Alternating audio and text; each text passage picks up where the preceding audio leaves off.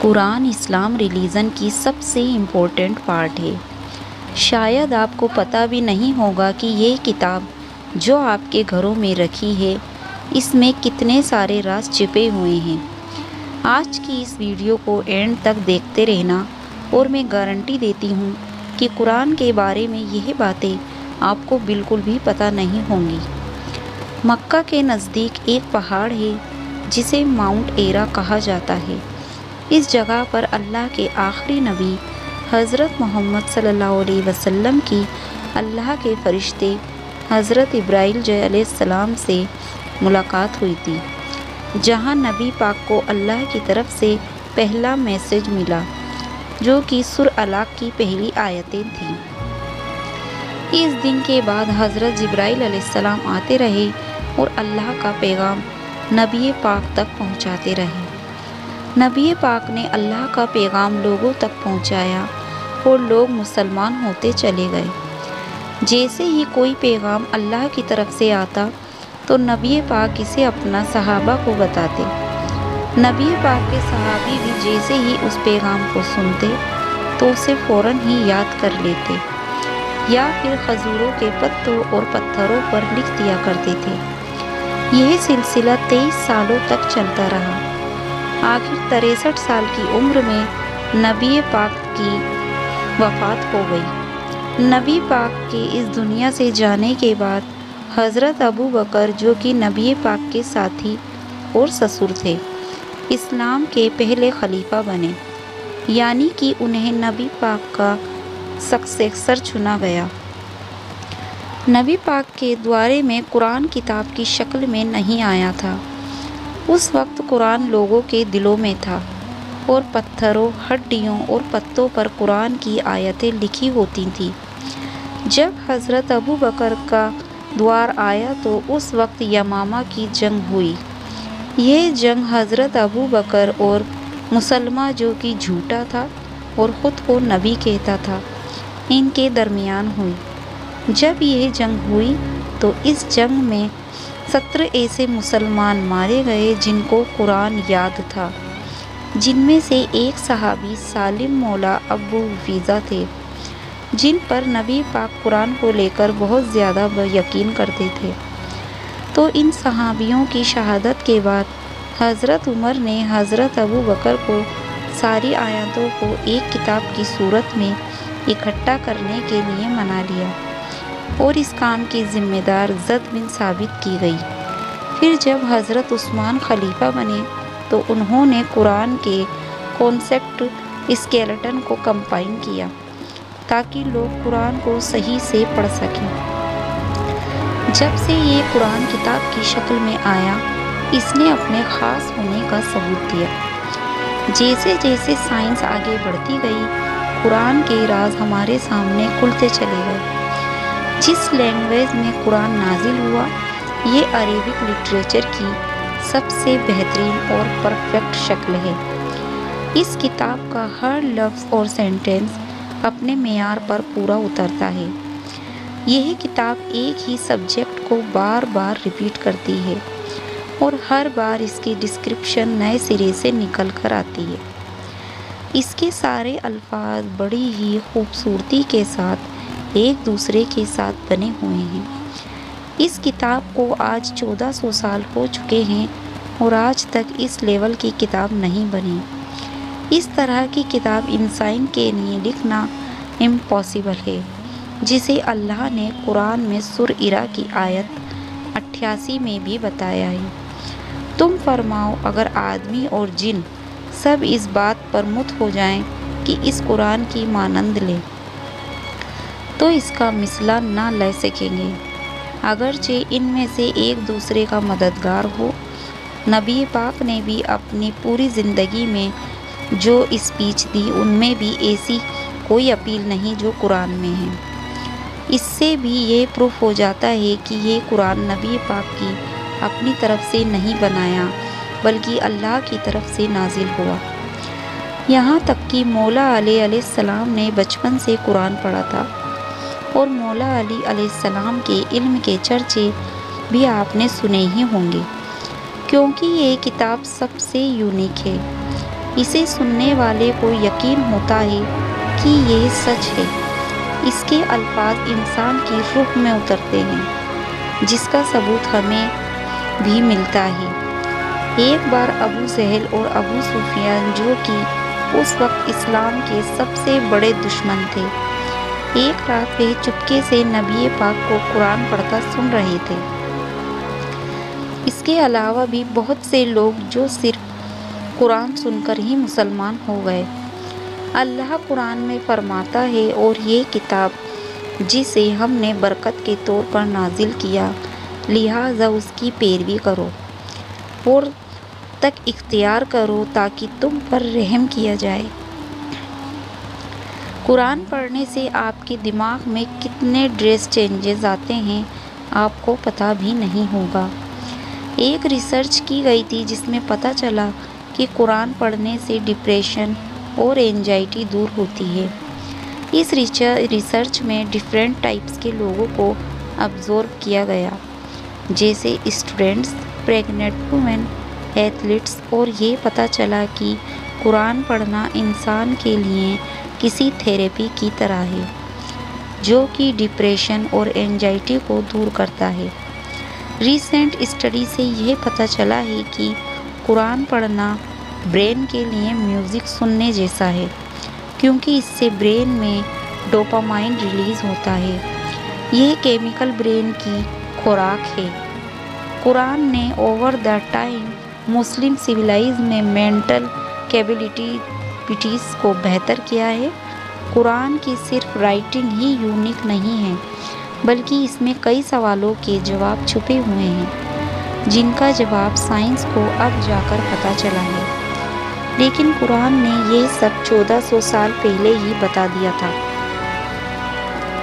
Big bang, black hole, ارتھ rotation, universe expansion, iron finger prints, neuro plasticity اور human creation, ان سب کو قرآن نے explain کیا ہے، جو کہ آج سائنس کو جاننے میں اتنے سال لگ گئے۔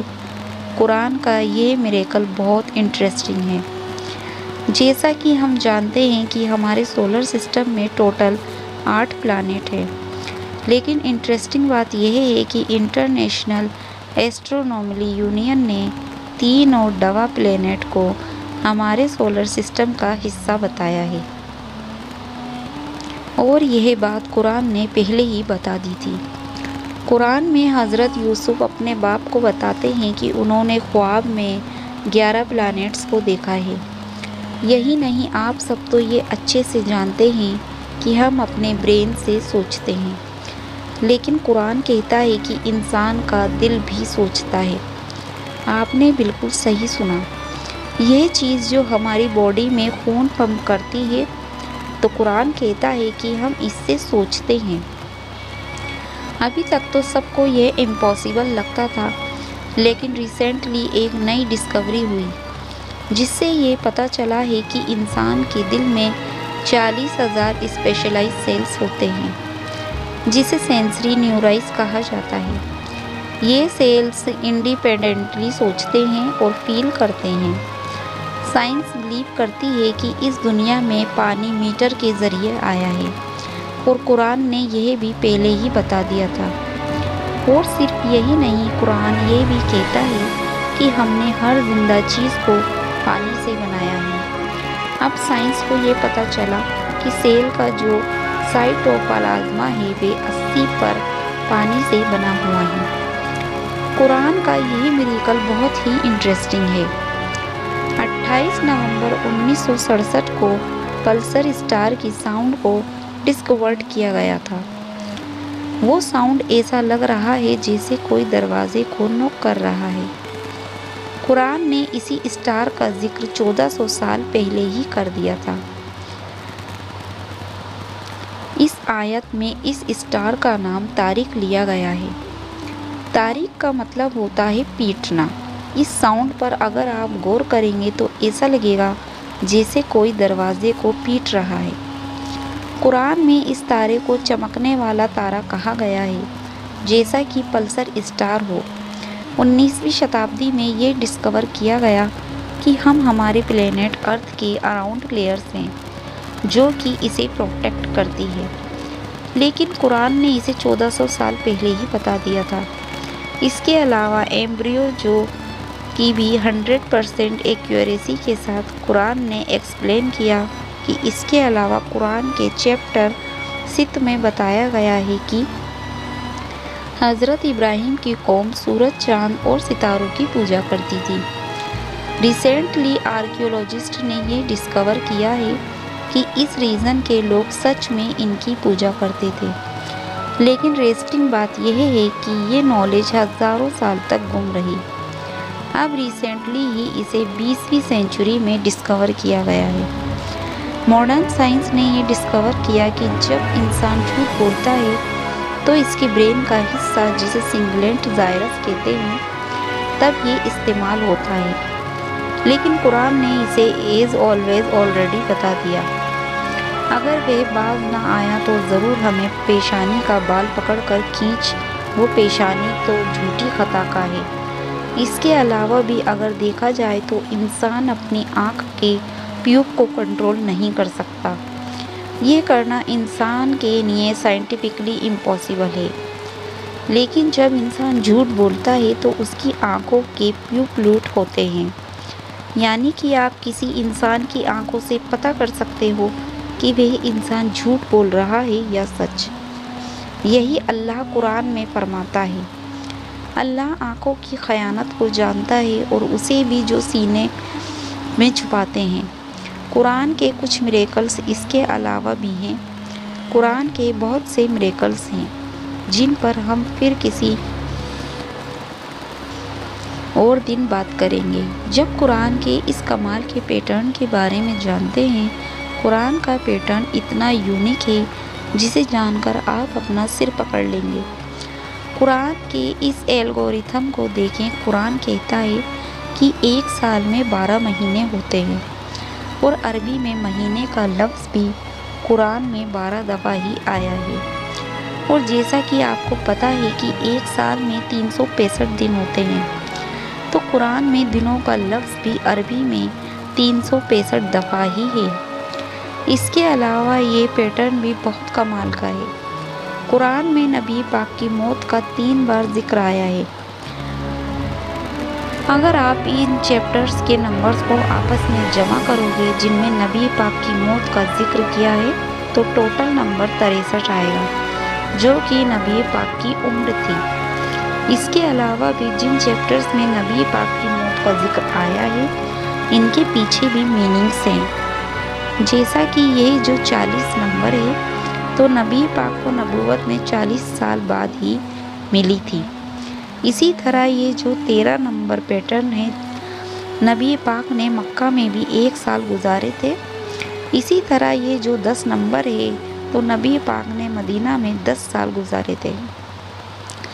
اور یہ الگورتھم تو آپ کے ہوش اڑا دے گا۔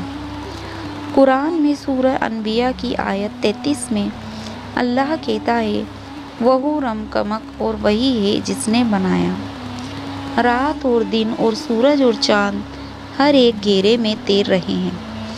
یہ جو لفظ ہے کل فلک، اگر اس سینٹینس کے سبھی حروف کو اگر ہم الگ کریں تو ان میں سملر حروف کو ملائیں تو آپ دیکھ سکتے ہیں کہ یہ حروف ہمارے سولر سسٹم کی طرح ایک دوسرے کو آن آربٹ کرتے ہیں۔ سب سے انٹرسٹنگ بات یہ ہے کہ اس سینٹینس کا مطلب بھی یہی ہے کہ ایک دوسرے کو آن آربٹ کرنا۔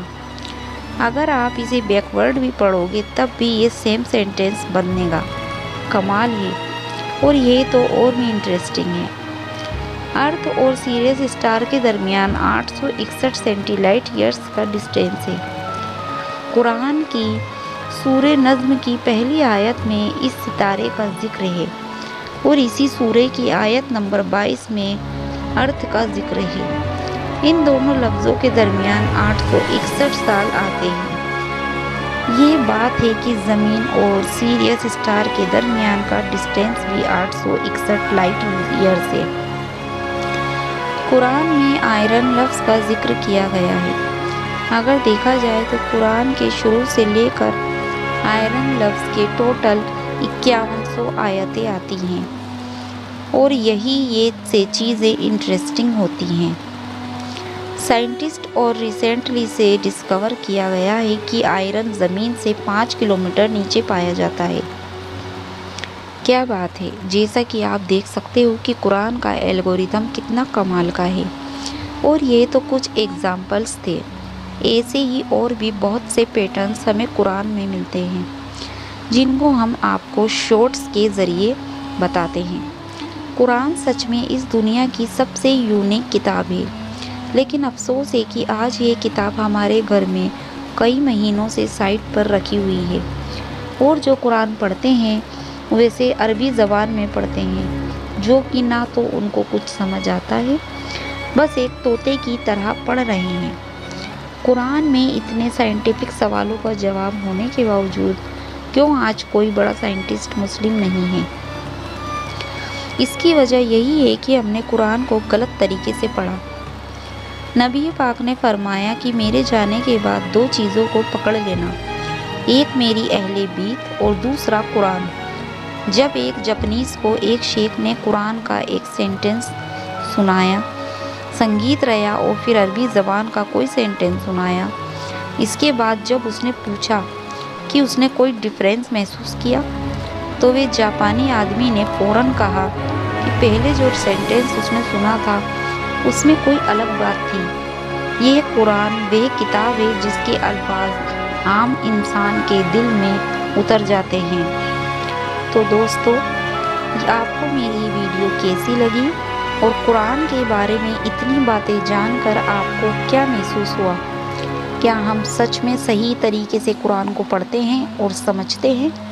تو اس ویڈیو کو آگے اپنے دوستوں میں، اپنے رشتہ داروں میں ضرور شیئر کریں، اور ملیں گے اگلی ایک ویڈیو میں۔ تب تک کے لیے اللہ حافظ۔